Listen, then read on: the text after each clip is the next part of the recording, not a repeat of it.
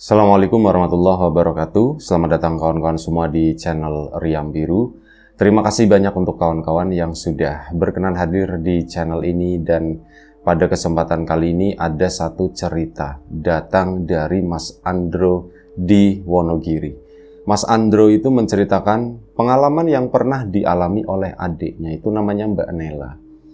Jadi pada saat itu Mbak Nela punya seorang sepupu, dan mereka itu lumayan cukup akrab, dan antara rumah Mbak Nela sama Desi sepupunya tersebut, ya adik sepupunya Mas Andro juga, ini jaraknya nggak terlalu jauh. Dan waktu itu Mbak Nela masih SD, kejadiannya entah tahun berapa nggak disebutkan ya, tapi waktu itu Mas Andro sendiri itu masih usia SMP lah.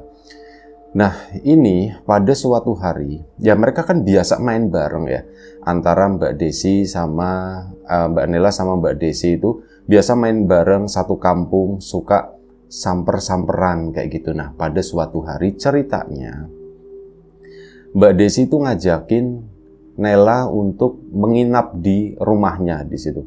Nel, sekali-kali nginep di rumahku, katanya begitu ya. Orang tuanya Mas Andro sendiri lah, seorang nginep di tempat buliknya, ya sudah, ndak apa-apa sana. Akhirnya apa? Mbak Nela pun waktu itu malam itu dia bawa baju dan yang lain-lain ya, bawa perbekalan, jajan dan sebagainya macam-macam, diantarlah ke rumahnya si Desi tersebut.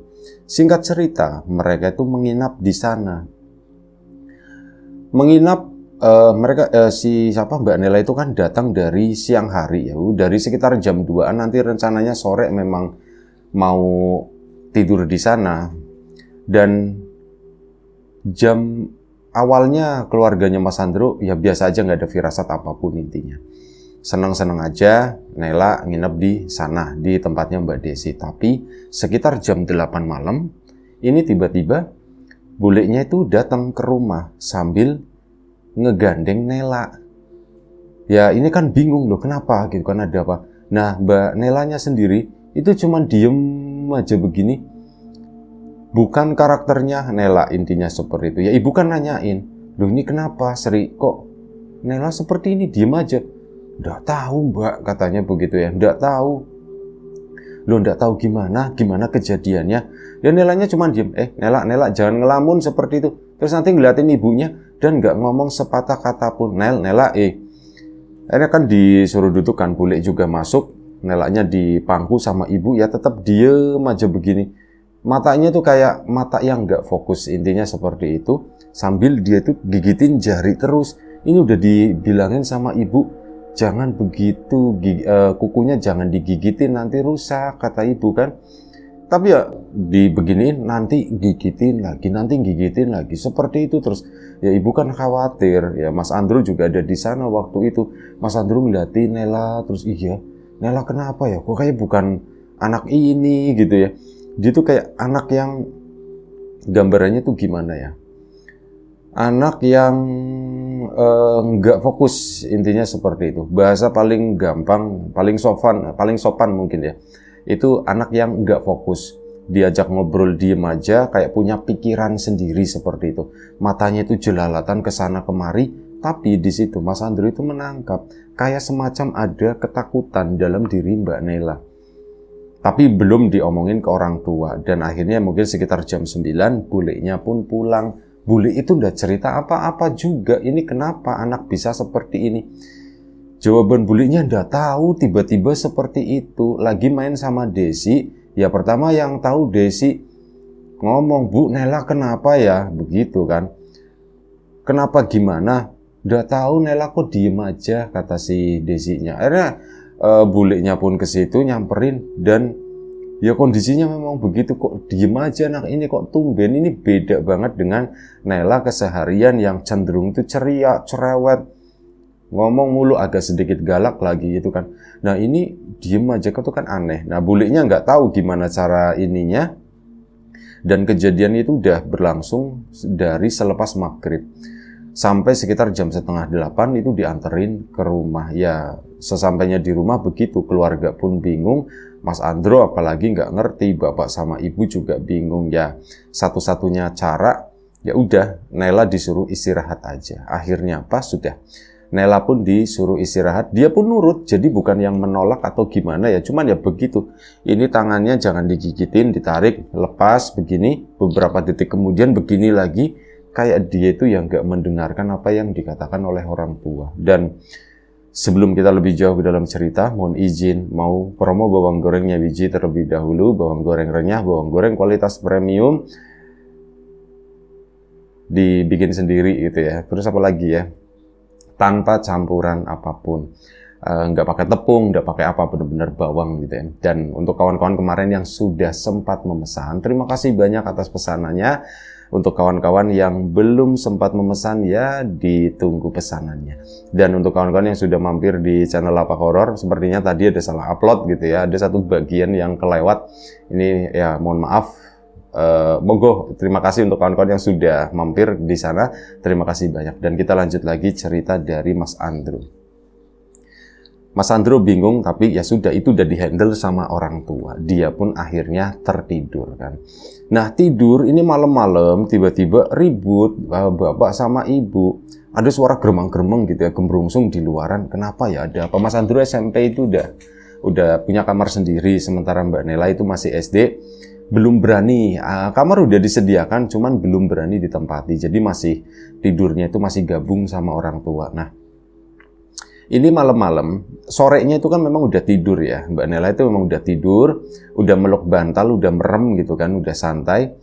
Dan tiba-tiba sekitar jam 12:30 pagi, ini ibu sama bapak itu terdengar kayak lagi ngomong sendiri, lagi ribut lah. Ih, ada apa? Ribut bukan berantem gitu ya maksudnya. Pak, ini kenapa kok seperti ini ya Pak ya? Ya ada kekhawatiran dari nada bicaranya ibu. Mas Andrew pun bangun. Loh, kenapa, ada apa ya? Jangan-jangan Nela nih gitu kan. Turunlah keluar dari kamarnya, nengokin ke sana. Bapak sama ibu itu lagi di pintu antara ruang tengah sama area dapur sana. Bapak ibu di situ. Kenapa ya? Akhirnya Mas Andrew ke situ, nengok di kamar bapak ibunya. Nela ndak ada. Dia pun ke belakang nyusul bapak sama ibunya tadi. Kenapa Bu? Ada apa Bu? Nela katanya. Jadi Nela itu lagi duduk di samping kompor. Kompor kan ada rak-rakannya gitu ya. Nah dia tuh lagi duduk di situ, lagi jongkok lebih tepatnya, sambil begini, gigitin jari terus matanya begitu kayak orang bingung. Sesekali dia tuh kayak misal badannya tuh bergetar, mungkin gambarnya itu kayak misal orang habis pipis gitu, nah seperti itu, kurang lebih tuh kayak gitu. Nah, menunjukkan sikap yang aneh seperti itu ya, keluarga otomatis khawatir kan, ini ada apa dengan si anak ini. Akhirnya Mas Andrew pun, Bapak diambil aja gitu, iya diambil aja ya. Akhirnya Bapak pun mendekat ke situ, diangkatlah, diemban, digendong gitu, digendong nurut, ndak menolak atau gimana. Nah sampai akhirnya dibawa ke kamar sana. Nah disitulah Mas Andrew akhirnya turun tangan. Sebelumnya kan enggak, Mas Andrew itu cuman mantau doang, cuman ngelihatin doang. Dia itu belum sempat ngajakin ngobrol atau apa, karena memang dihandle sama ibunya. Nah kali ini Mas Andrew turun tangan. Begitu sampai di kamar, waktu itu didudukan di tempat tidur di sana, masih dengan kondisi gigitin jari. Mas Andrew itu nanya, Nela, ini Mas Andrew, kata si itu kan. Mbak Nela pun ngeliatin Mas Andrew, terus ngangguk begini. Ada respon pikirnya Mas Andrew. Nel, kenapa? Kamu takut ya? Langsung ditanya begitu sama Mas Andrew. Mbak Nelanya ngelihat lagi, ngangguk lagi. Kamu takut kenapa? Ada apa gitu ya? Diem aja, nggak ngerespon saat itu. Mungkin dia bingung kali bagaimana cara mengutarakan ketakutan yang ada pada diri Mbak Nela tersebut. Dia pun cuman diem, ditanya kamu takut apa, itu nggak jawab. Mas Andrew pun memutar pikirannya, gimana caranya ya aku jangan menanya sesuatu yang terlalu general, sesuatu yang terlalu umum. Coba tak tanyain spesifik. Kamu ngelihat hantu? Ditanya begitu. Mbak Nela ngerespon lagi, ngangguk lagi. Nah akhirnya kan Mas Andrew ngeliat bapak sama ibunya ya, ketakutan. Bapak sama ibu itu khawatir lebih tepatnya. Ditanya lagi sama Mas Andrew, Hantunya apa? Ditanya hantu apa, Mbak Nela itu diem, Mbak, nggak merespon sama sekali. Aku salah pertanyaan, pikirnya Mas Andro. Pocong, gitu. Ditanya begitu, baru ngerespon Mbak Nela. Geleng kali ini, bukan pocong. Kuntilanak gitu kan. Mbak Nela pun ngerespon lagi, geleng lagi. Genderwo gitu kan.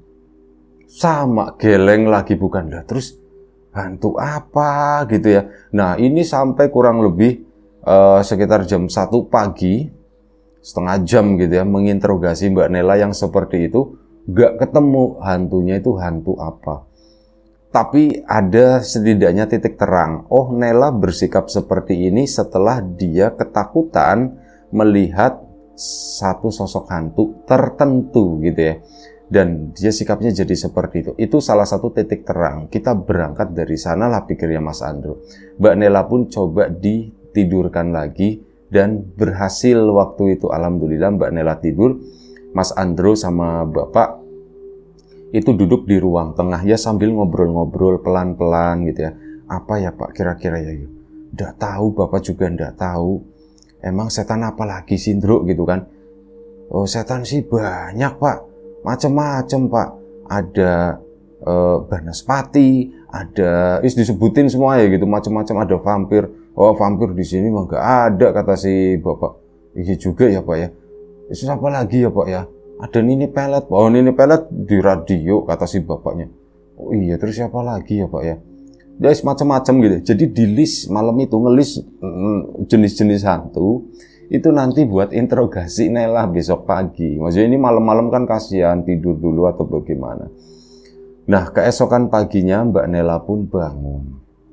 Bangun itu udah ditungguin sama orang tua, sama Mas Andro juga gitu. Udah bangun gitu kan. Terus pas udah bangun, sikapnya Mbak Nela itu lumayan cukup tenang, lumayan cukup beda dengan tadi malam. Jadi bangun itu sempat begini ngulet dulu pertama, normal seperti anak pada umumnya. Tuh nggak langsung bangun meremelek gitu ya. Mungkin ngumpulin kesadaran waktu itu ya. Sampai akhirnya 1 menit 2 menit Mbak Nela pun turun dari tempat tidur. Mbak Nela nanya langsung, Bu, aku udah sekolah Bu gitu. Oh, ibunya seneng bukan? Pak udah ini Pak udah sadar Pak katanya. Enggak Nel, kamu hari ini libur dulu ya. Loh kenapa Bu? Kenapa libur? Udah kesiangan, kata si ibunya begitu. Memang sekarang jam berapa Bu? Jam 7:30 udah masuk, bentar lagi sekolahmu pulang. Nggak apa-apa, ibu udah bilang kok sama ibu guru. Oh begitu, Bu aku lapar mau makan. Ya akhirnya makanlah waktu itu, ibu bapak seneng dan sebagainya. Nah Mas Andro pun akhirnya agak siangan sedikit gitu ya. Ya ini merencanakan Bapak Ibu Mas Andro, Ndro coba tanyain lagi Ndro kali ini gitu. Akhirnya setelah makan diajak main tuh sama Mas Andro. Nel, main ini yuk, main rumah-rumahan katanya begitu. Ayo, ya, Mbak Nelanya seneng-seneng aja nih ditemenin sama kakaknya. Mainlah rumah-rumahan di situ, digelar gitu mainannya. Dan di sana ada momen interogasi Bapak sama Ibu. Di situ menyertai. Bapak pun nggak berangkat kerja waktu itu ya karena khawatir dan rasa penasaran juga. Mas Andro pun mulai nanya-nanya, Nel, kamu pernah lihat hantu nggak Nel? Ditanya gitu sama Mas. Hantu aku pernah ngelihat. Oke, pernah ngelihat. Kamu pernah ngelihat hantu apa Nel? Aku pernah ngelihat hantu, tapi cuman sekali, kata Mbak Nela. Oh, cuman sekali. Kapan? Di mana? Mas Andro pun intonasinya dibikin seringan mungkin gitu ya. Kapan emang di mana? Di sini, di rumah ini. Bukan di sini. Di mana emang? Di rumahnya Bule. Jadi, dari apa yang dikatakan oleh Mbak Nela, mungkin cara penyampaiannya yang masih sederhana kali ya. Tapi dari situ, Mas Andro itu menangkap. Ini anak sepertinya nggak menyadari kalau kejadian baru melihat hantu itu baru tadi malam, baru kemarin gitu. Seolah-olah seperti itu. Tapi Mas Andro ngimbangin gitu ya. Oh, di rumahnya Bule. Emang kapan kamu melihatnya? Udah lama, kata si Mbak Nela. Oh, udah lama. Bukan kemarin, bukan tadi malam. Bukan, Mbak Nela pun jawab dengan seperti itu. Emang kamu lihat hantu kayak gimana sih, Nel? Bentuknya kayak gimana? Serem tahu Mas, kata si itu ya, kata Mbak Nela sambil mainan itu, sambil mainan rumah-rumahan. Serem tahu Mas. Oh, seremnya emang kayak gimana? Sereman mana sama yang itu? Yang di TV, kata si Mas Andrew. Sereman ini Mas, kata itu yang Mbak Nelanya. Nah, menarik nih, kata Mas Andrew. Emang yang bikin serem itu apanya sih? Bentuknya itu kayak gimana? Mas juga pengen lihat. Mas jangan lihat, itu tuh serem banget. Akhirnya apa? Setelah ditanya bentuknya seperti apa, Mbak Nela pun diam berhenti.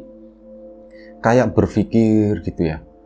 Aku sih ngelihatnya Mas, itu kayaknya seorang ibu-ibu. Cuma tinggi banget katanya. Hah? Ibu-ibu tinggi banget? Iya, badannya kurus, tangannya itu panjang Mas. Pakaiannya apa gitu ya? Pakaiannya ya kayak rok biasa, putih. Loh itu kuntilanak. Bukan Mas, kalau kuntilanak kan seibu segini ya, nunjukinya segitu tingginya, itu umum normal ya. Ini tuh bukan Mas, ini tuh orang tua katanya, kata si itu. Orang tua, pakaiannya ya begitu, aku bingung sebutannya, kayak pakaiannya ibu, daster maksudnya itu seperti itu. Cuman warnanya coklat, kata si itu, kata si Mbak Nela. Nah, terus gimana gitu Mas Andrew nanya lagi. Aku ngeliat di rumah bule, itu di rumah bule. Iya, di rumah bule. Dia itu berdiri Mas, di dapur, kata si Mbak Nela. Berdiri di dapur, tuh kan atapnya tinggi ya. Ini badannya tuh melengkung ke bawah, ke depan sana. Jadi karena saking tingginya, sampai membungkuklah si sosok tersebut dengan tangan itu panjang begini ngegantung dua. Mukanya itu mukanya orang tua, muka nenek-nenek. Rambutnya pun tergerai, rambutnya itu warnanya putih. Seperti itu Mas, kamu ngelihat itu Nel? Iya, aku ngelihat itu sampai aku takut, kata si Mbak Nela. Oh, kamu lihat di rumahnya bule kapan? Udah lama Mas, bukan tadi malam, padahal kejadiannya itu tadi malam ya. Bukan tadi malam. Bukan, kata si Mbak Nela, bukan. Orang udah lama kok. Oh, lah. Ya mulai ragu nih si Mas Andro. Bukan tadi malam, berarti tadi malam bukan ini Pak, ini nggak ada hubungannya nih, jangan-jangan gitu kan. Akhirnya ditanya lagi, nah Nel, semalam kamu itu pulang dari rumahnya bule, itu kayak orang yang ketakutan, kata si Mas Andrew. Udah langsung ceprot aja gitu ya. Oh, kamu kayak orang yang ketakutan. Takut Mas? Iya, kamu kayak orang ketakutan. Mbak Nela pun kayak mikir lagi. Ya, oh iya, kata si Mbak baru ingat. Soalnya aku habis lihat hantu Mas. Nah, lihat hantu lagi.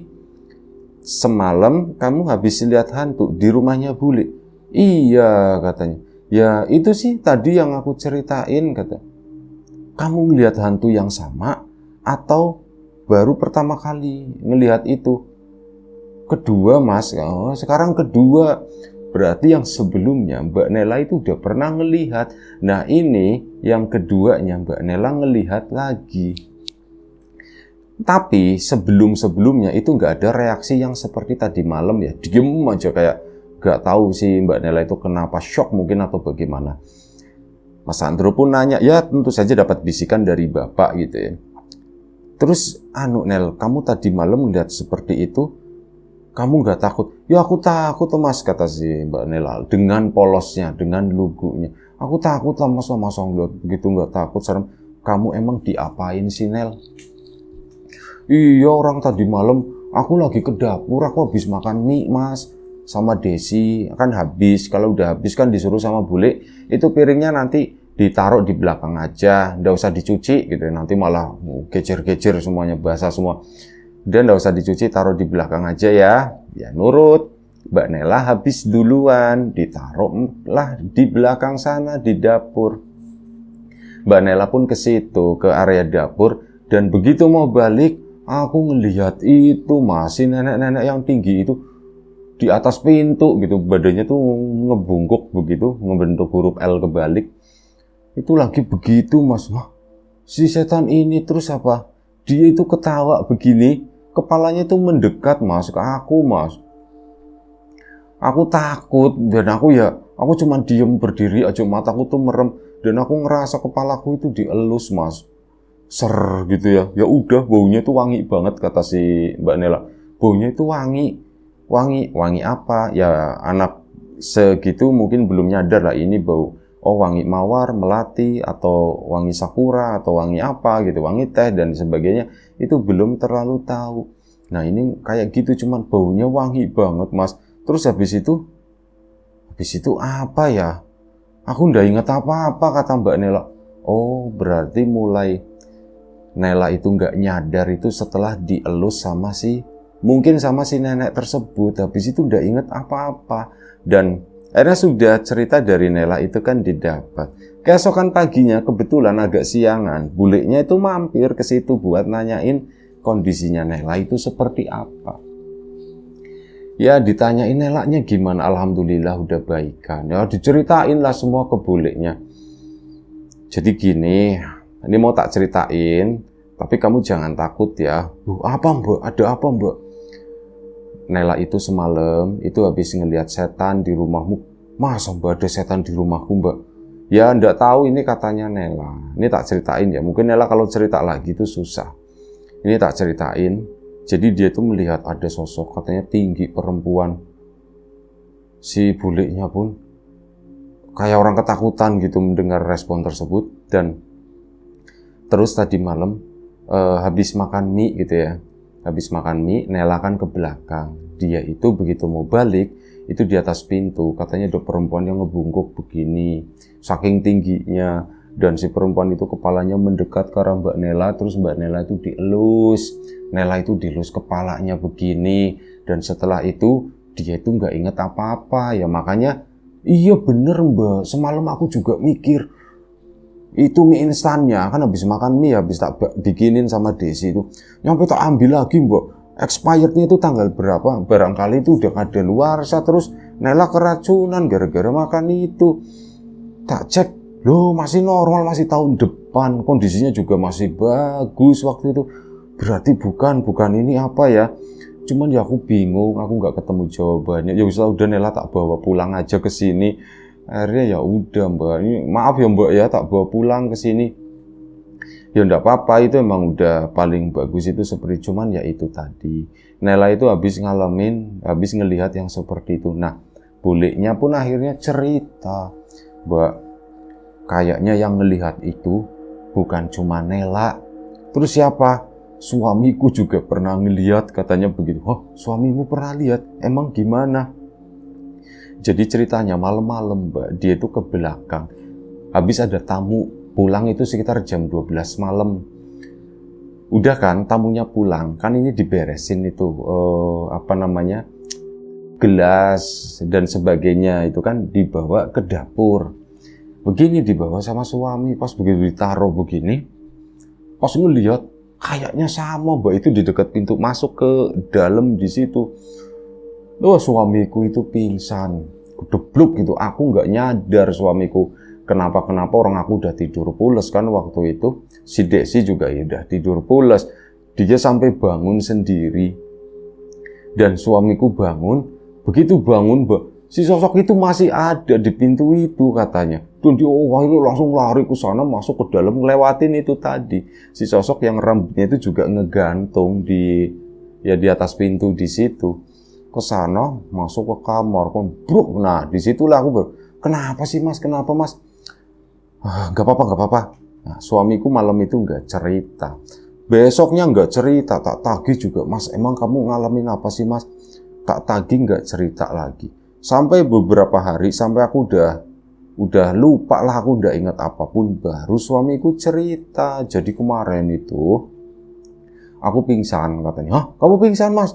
Iya, aku pingsan di belakang di sana. Ada kali hampir setengah jam aku pingsan di situ, tidur di dapur situ. Hah? Kok aku ndak tahu? Ya orang kamu keblok, kamu itu udah tidur, kamu itu udah pules banget. Mana ngedenger kata si suaminya. Dan gara-gara apa? Itu kan tamuku baru pulang. Ya aku pulang belakang, ternyata di pintu seperti itu ada yang berdiri, perempuan tua mukanya, badannya itu tinggi banget sampai ngebungkuk di atas pintu di situ katanya. Siapa yang nggak kaget? Kayak orang disetrum kata si, akhirnya jatuh pingsan. Pas aku bangun juga bingung loh. Kok aku di apa namanya? Di area dapur kok di situ. Pas nengok ke sana ke pintu masih ada di sana. Aku baru nyadar, oh ya aku kayaknya pingsan tadi. Udah lari kata si suamiku itu seperti itu. Dan terus gimana Mbak? Kelanjutannya gimana? Yo nggak tahu. Aku nanya suamiku lagi kan, Mas, kamu masih sering lihat? Itu udah enggak katanya begitu. Enggak lah, cuman sekali ini aja. Pantesan waktu habis kejadian itu, meskipun suamiku tuh nggak cerita, dia itu setiap mau tidur pasti pipis dulu. Dia nggak mau nanti malam terus suruh minum gitu ya. Mas minum dulu, enggak lah katanya begitu. Enggak lah nanti aja. Jawabannya seperti itu. Dia itu menghindari itu tadi buang air kecil di malam hari. Makanya mungkin mau minta anter atau apa, suamiku males atau malu atau bagaimana gitu ya. Nanti kalau misal aku minta suamiku minta antar aku ke belakang, nanti si Desi sendirian, takutnya dia apa-apain atau bagaimana. Nah, sampai akhirnya diceritain begitu, ya kita sempat ngobrol-ngobrol tuh sama Desi juga. Ditanya, Des, begini kamu pernah ada yang lihat yang aneh? Desi pun pernah ngelihat, kata si buliknya. Cuman Desi begitu ngelihatnya itu enggak dari arah dapur, dia itu ngelihatnya itu dari arah dalam. Nah itu kan di pintu ada kaca, angin-angin kaca itu ya Mbak ya. Desi tuh ngelihat itu apa ya? Kok kayak kepala merunduk begini, ada rambutnya juga ngegantung di pintu itu. Itu apa ya dilihat? Nah akhirnya laporan tuh. Bu, itu Bu, di belakang ada kepala. Kepala apaan? Ya, aku nggak mau ke sana lah, takut ya Mbak ya. Terus akhirnya apa? Tak tanyain Desinya gimana? Kamu lihat apaan? Nggak tahu Bu, ada kepala itu di situ, Bu, di atas itu. Aduh, ini nyambung nih sama cerita suamiku yang itu. Ya aku ngomong sama suami, Mas, Desi tuh habis ngelihat begini. Sudah, nggak apa-apa, nggak usah dipikirin. Kata suamiku begitu, namanya rumah ya ada seperti itunya. Yang penting aku udah ngomong kok, tolong jangan ganggu kami, jangan ganggu ya aku, jangan ditakut-takutin. Istri sama anakku juga jangan seperti itu. Kalau nanti ditakut-takutin, nanti aku panggilin orang pinter, kamunya tak suruh pergi. Aku udah ngomong kayak gitu kata suaminya. Berarti ya udahlah, anggap aja mungkin dianya mendengar atau bagaimana. Nanti gampang kalau sekali lagi, kata suamiku tuh bilang gitu. Kalau sekali lagi ngelihatin orang-orang yang ada di sini, yang tinggal di rumah ini, panggilin orang pinter biar diusir, kata suamiku tuh sengaja ngomongnya tuh keras biar dia denger. Dan alhamdulillah Mbak memang nggak pernah ngelihat lagi. Ya udah aman-aman aja lah Desi, nggak pernah. Aku sih nggak mau gitu kan. Suamiku juga katanya aman-aman aja, nggak pernah ngelihat apapun. Nah ini mungkin Nela itu dianggap orang baru atau apa, makanya dikasih lihat seperti itu ya. Ceritanya cuman sampai segitu aja dan alhamdulillah Mbak Nela pun sembuh gitu ya. Dan nanti kita akan update lagi, ada satu cerita cuman ini versinya Mas Andro dan ya ceritanya lumayan cukup panjang juga. Nanti kita di episode selanjutnya gitu ya. Baik, itu aja. Terima kasih kawan-kawan atas support dan dukungannya apapun itu. Kawan-kawan subscriber, kawan-kawan membership, kawan-kawan yang udah kasih support dalam bentuk super thanks, Kriam Biru, terima kasih banyak. Kawan-kawan yang udah ngasih like, udah nge-share ke yang lainnya, kawan-kawan yang udah ninggalin komentar juga terima kasih banyak. Yang sudah memesan bawang gorengnya biji, tentu saja terima kasih banyak. Yang belum memesan ditunggu pesanannya. Kawan-kawan sudah mampir di Lapak Horor juga terima kasih. Doa terbaik dari kami untuk kawan-kawan semua. Semoga selalu diberi kemudahan dalam hal apapun, termasuk kemudahan dalam hal rezeki. Yang sakit segera diberi kesembuhan, yang sehat tetap dijaga kesehatannya. Baik, sampai jumpa di episode selanjutnya Riam Biru. Jaga kesehatan kawan-kawan semuanya. Assalamualaikum warahmatullahi wabarakatuh.